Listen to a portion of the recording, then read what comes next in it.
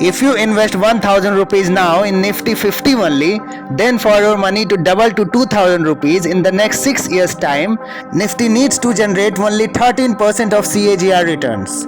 So is it possible for Nifty to generate 13% of CAGR returns in the next 6 years? I'm going to help you understand why it is absolutely possible.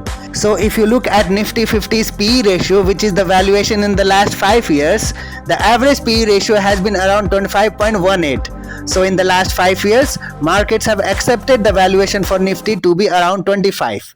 It has been the case in the last 5 years now, and if I assume that by 2030 markets will still be at the same valuation around 25, so entirely possible given that India is going to become the third largest economy in the world, assuming this valuation for the last 5 years is very good assumption in my view. So let us say that Nifty PE ratio by 2030 will be around 25. So if I look at the simple formula of PE ratio, which is equal to price or the value divided by the EPS.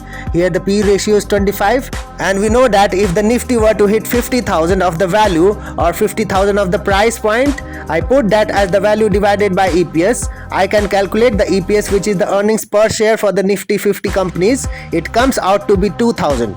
So the EPS is equal to 2000. So for Nifty to hit 50,000 by 2030 at the valuation of last 5 years, EPS, the earning per share growth rate of the Nifty 50 companies, needs to be 2000 now. Now how much is the current EPS for Nifty 50 companies?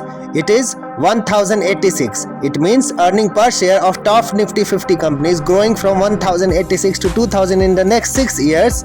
The earning growth rate of these 50 companies needs to be at 10.71%. So is it possible or not?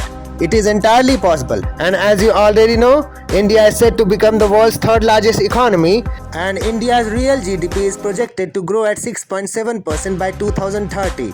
That is the projection that everybody is speaking about now.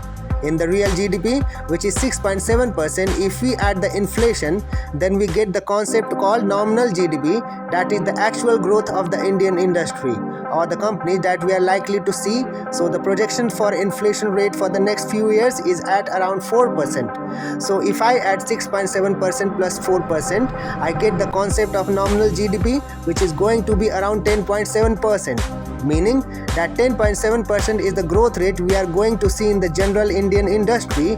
Now, very interesting data point here: in the last 20 years, the nominal GDP, if that has grown by 12.6% on an annual basis, then Nifty 50 companies have grown by 4% more, which is 16.4% as per the last 20 years of data. So as we just concluded that our nominal GDP growth rate is likely to be around 10.7%, and if I add now 4% on growth by Nifty 50 companies into 10.7%, we get to 14.7% of earning growth that Nifty 50 companies are likely to suggest, while we only need 10.7% of earnings growth. While we can clearly see that data suggests we can grow at 14.7% of CAGR growth rate when it comes to earnings per share. So in my view, hitting 50,000 by 2030 is not a difficult task at all.